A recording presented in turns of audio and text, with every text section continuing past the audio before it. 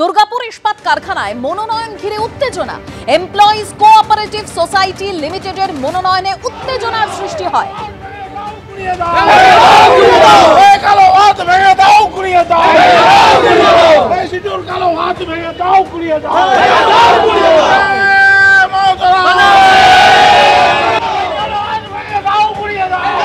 কংগ্রেস কর্মী সমর্থকদের মনোনয়ন জমা দিতে বাধা দেওয়া হয়। তৃণমূলের বিরুদ্ধে এই বাধা দেওয়ার অভিযোগ।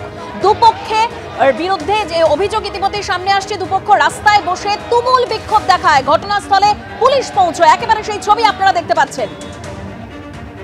দুর্গাপুর ইস্পাত কারখানার মনোনয়ন ঘিরে এই উত্তেজনার পরিস্থিতি সৃষ্টি হয়। কংগ্রেস কর্মী সমর্থকদের মনোনয়নে বাধা দেওয়ার অভিযোগ, এবং সেই বাধা দেওয়ার অভিযোগ হচ্ছে গিয়ে তৃণমূলের বিরুদ্ধে। All candidates with হচ্ছে এবং আমরা আমাদের ইউনিয়নের লিডারশিপ রাস্তায় দাঁড়িয়ে আছি।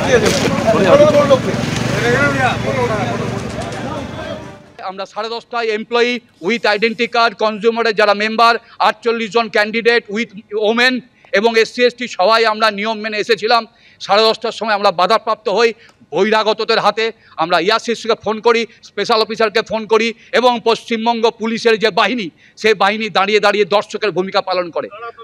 আমাদেরকে আটকালো বহিরাগত যারা, আমরা তাদের চিনি না, কিন্তু এইটুকু দেখলাম কারুর কাছে আইডেন্টি কার্ড এবং কনজিউমারের বই নেই। যাদের লোক নেই, জোর নেই, সংগঠন নেই প্ল্যান্টে, কংগ্রেসের আজকে কি অবস্থা সবাই জানে।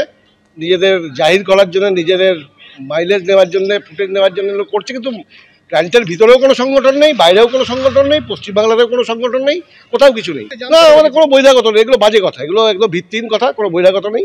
ইডি কোর্টে আত্মসমর্পণের পর জামিন পেয়ে গেলেন মন্ত্রী চন্দ্রনাথ সিংহ। 7 দিনের হেফাজতে নিয়ে জিজ্ঞাসাবাদ করতে কোর্টে আবেদন করে ইডি। সাক্ষীদের প্রভাবিত করছেন মন্ত্রী। আদালতে এরকমই অভিযোগ এনফোর্সমেন্ট ডিরেক্টরেটের। 1 সপ্তাহ সময় দেওয়ার আবেদন মন্ত্রী চন্দ্রনাথ সিংহর আইনজীবীর। আগামী শুক্রবারের মধ্যে ইডির আবেদনের প্রেক্ষিতে জবাব দিতে হবে মন্ত্রী চন্দ্রনাথ সিংহকে। 16 সেপ্টেম্বর এই মামলার পরবর্তী শুনানি রয়েছে। ততদিন বোলপুরেই থাকতে হবে চন্দ্রনাথ সিংহকে।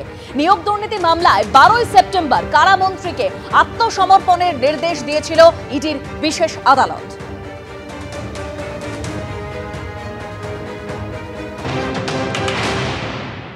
আমরা একটা রিমান্ডের জন্য দরখাস্ত করেছি। সে দরখাস্তটা শুনানি হয়েছে, 16 তারিখ রাখা হয়েছে।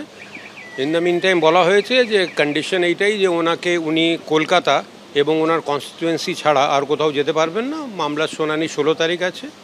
ইন দ্য মিন টাইম ওনারা অবজেকশন দেবেন, যা দেওয়ার আছে। আর এবার আপনাদের সামনে রাখবো জামিন পাওয়ার পর মন্ত্রী চন্দ্রনাথ সিংহ কি বলেছেন, শুনুন।